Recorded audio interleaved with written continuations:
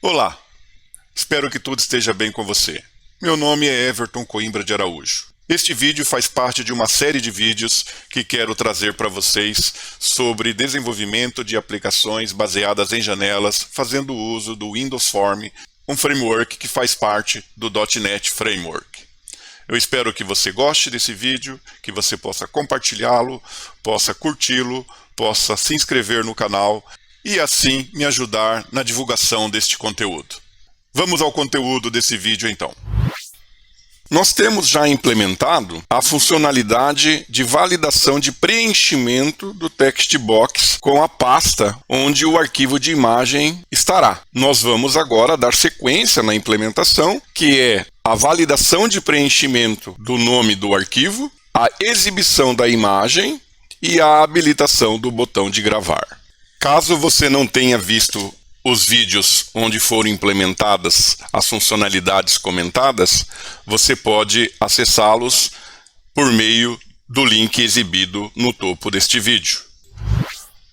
Observe que, como vimos, se eu apago uma letra e a pasta é inválida, e se eu apago outra, ele vai sempre informando a invalidade da pasta. E não é legal que a cada tecla digitada uma mensagem de erro seja exibida. Então nós vamos adaptar o nosso código para que quando haja mudança no valor do text box da pasta, ele apenas valide o preenchimento ou não deste campo para habilitar ou não o text box do nome do arquivo. Então aqui no nosso MVVM, nós vamos implementar um outro método público que vai retornar um bool e o nome dele vai ser pasta informada.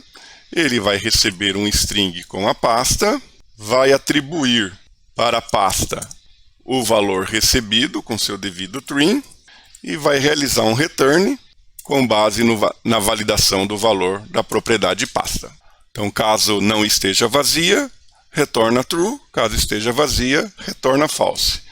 Nós vamos já implementar também esse mesmo código para o arquivo.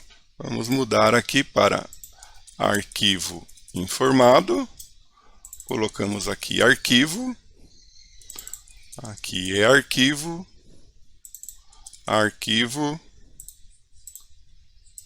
E arquivo. E em nosso formulário, onde nós temos aqui um try-catch, ele já não existe mais. Nós vamos tirar o try, tiramos o catch e vamos mudar aqui o método para pasta informada. Aqui eu havia digitado errado, então aqui é arquivo. Vamos testar nossa aplicação. Seleciono a pasta e ele habilitou aqui o text box. E se eu apago, ele não dá o erro mais, mas se eu apago tudo, ele desabilita. Então ele valida apenas o preenchimento. Posso digitar qualquer coisa aqui para validar a habilitação ou não do text box do nome do arquivo.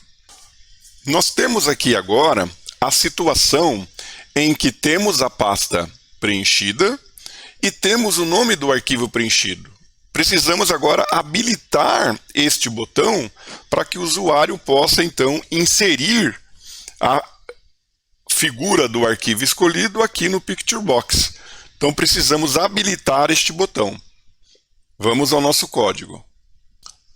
Nós vamos adotar a mesma lógica que adotamos para o text box da pasta do arquivo.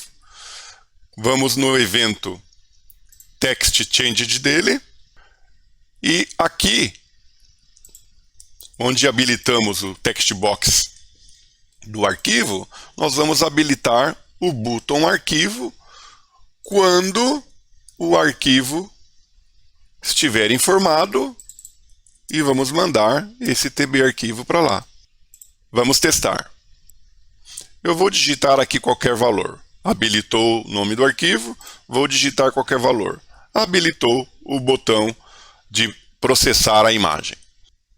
Vamos voltar ao código então e implementar o comportamento para esse botão de processar a imagem do arquivo escolhido. Dou um duplo clique nele e ele abre para mim o código do método que captura o evento clique do botão arquivo.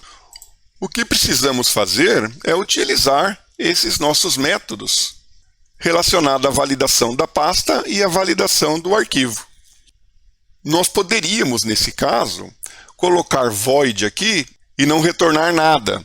Mas nós precisamos pensar que podemos usar esta funcionalidade em outros módulos de nossa aplicação. Então a gente mantém o retorno.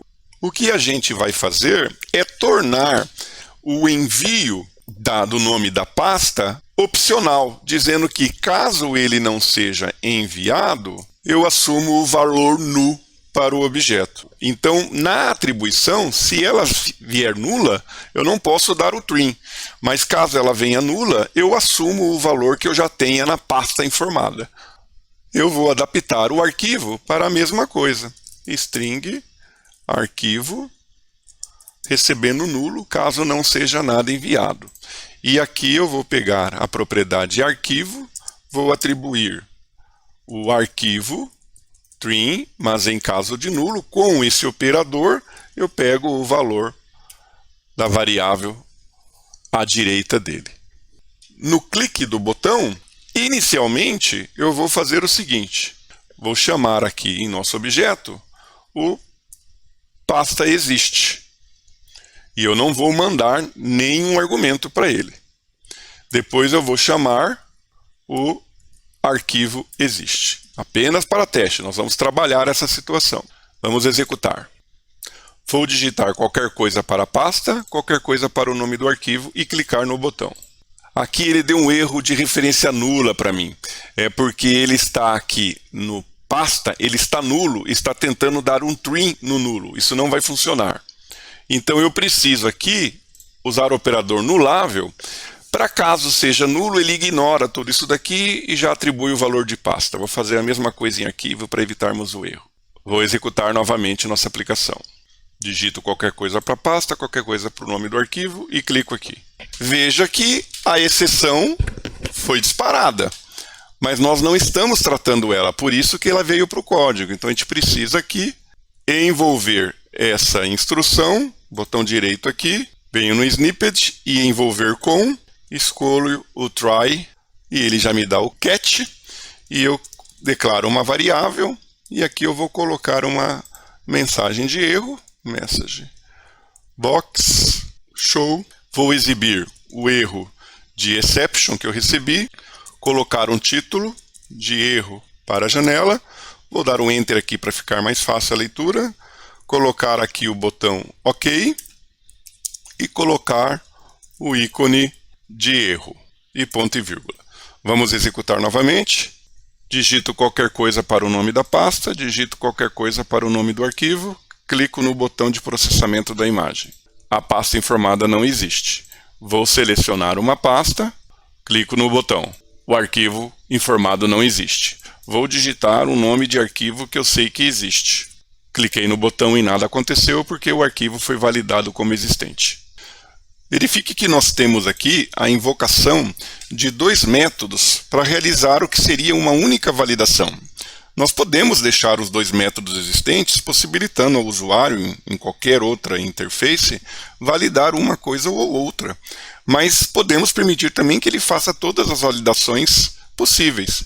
Então, eu venho aqui no meu registro MVVM e vou criar um método. Pode retornar um bool, pode ser consumido por outro serviço, e chamar aqui de validar dados. Aqui eu vou invocar o pasta existe e vou invocar o arquivo existe. Caso ele passe por essas duas invocações, ele retorna true. Então eu volto aqui agora no meu formulário e vou chamar aqui apenas validar dados. Posso executar minha aplicação, vou selecionar a pasta, vou digitar o nome do arquivo e para testar eu vou deixar o nome da pasta e o nome do arquivo inválido. Clico aqui, pasta informada não existe. Ajusto a pasta, arquivo informado não existe. Tudo certo, sem nenhum problema. Então, essa pequena adaptação já traz uma melhor implementação. Nós precisamos agora fazer a imagem aparecer quando todos os dados estiverem corretos.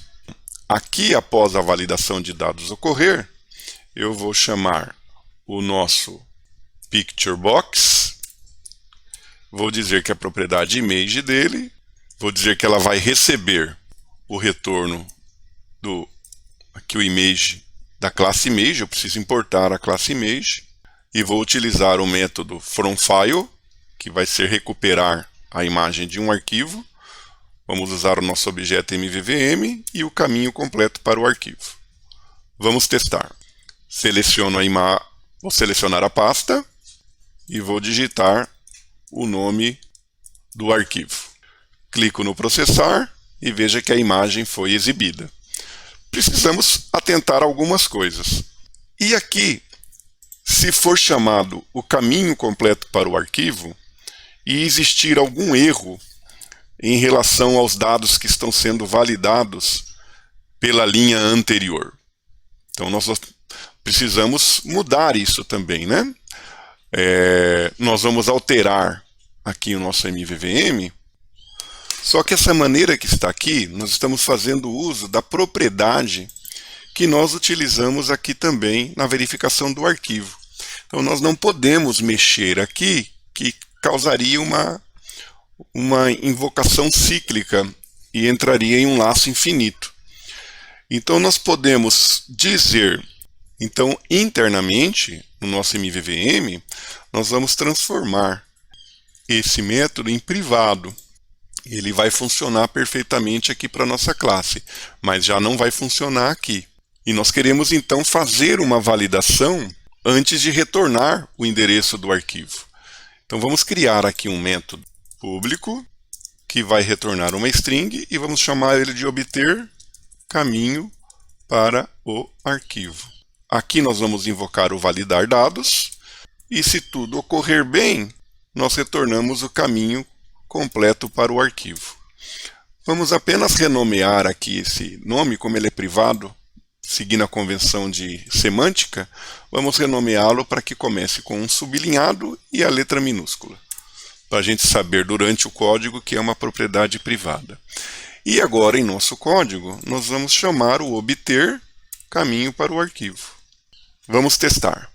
Veja, estou digitando o nome do arquivo e vou deixar faltando a letra G para a extensão. Nenhuma mensagem foi informada durante a digitação. Vou clicar no botão de processar imagem. Veja, ela foi informada com o arquivo informado não existe. Ok? Agora digito o valor correto. Clico no botão e a imagem foi exibida. Estamos refinando o nosso código, né? Não precisamos fazer a validação e depois obter o caminho do arquivo. Fazemos isso uma única vez. Essa é a ideia de responsabilidades, que é um ponto importante na orientação a objetos. Nós não ainda terminamos. A aplicação está funcionando, mas podemos melhorar algumas coisas nela ainda. Então, falta pouco. Dá uma relaxada e volta para o próximo vídeo.